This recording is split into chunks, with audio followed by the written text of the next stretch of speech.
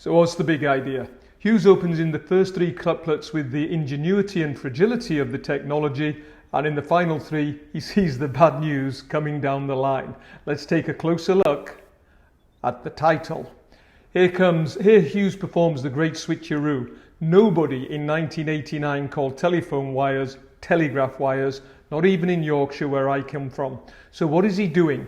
He's trying to create a little bit of nostalgia by transposing the connotations of telegraph onto telephone so he can teleport us back to a time when telephones were new and we were dazzled by their ingenuity and shocked at the gossip and lies spread over those lines. Ah, Ted, if only you had lived to see the internet age. So let's take a look at the first three couplets. It begins with the imperative take. Almost as if Hughes were making a recipe. Take a telegraph wires and a lonely moor and fit them together. The lonely moor is reminiscent to me of Macbeth's blasted heath, and more on that later. People who live there may crave communication and contact, and once you fit them together, the thing comes alive in your ear. The speaker uses personification to show they're dazzled by the technology. Now that's a common emotion. Who isn't amazed by what technology can do these days? In verse 2, towns whisper to towns.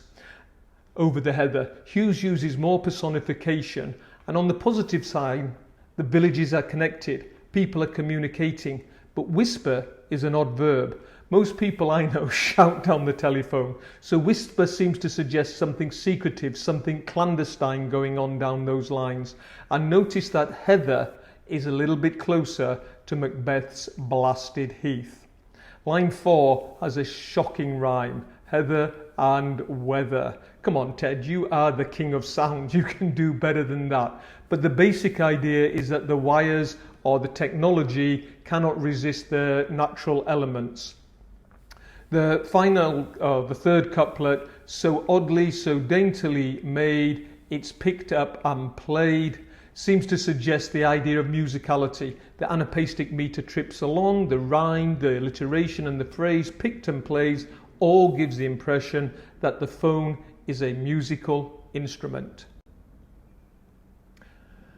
When we get to verse 4, however, there's a tone shift. The delicacy is gone and we get unearthly airs.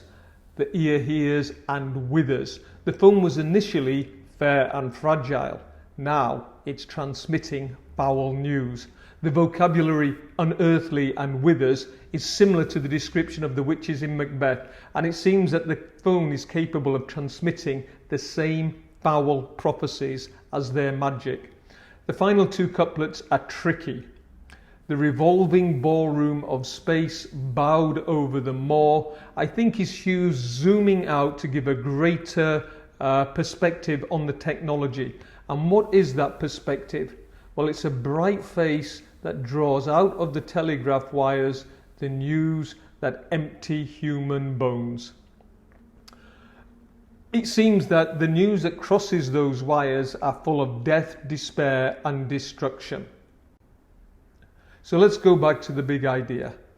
Hughes has inadvertently or advertently stumbled across the big issue around technology. We use it destructively. We use it to pass gossip, lies, judgment and condemnation till it eats at the self-worth of the consumer. And ultimately, it attacks the very foundations of our democracy. Now, Hughes isn't the first to get there. This poem was written in 1989. There's a big work called 1984 that deals with the exact issue. Nonetheless, good work, Ted. And if you enjoyed this, hit subscribe and sign up for my video course, Hughes A-Star Insights, for all the tips, tricks and techniques you need to get an A-star in the exam. Link in the description box below. Ta-ta for now.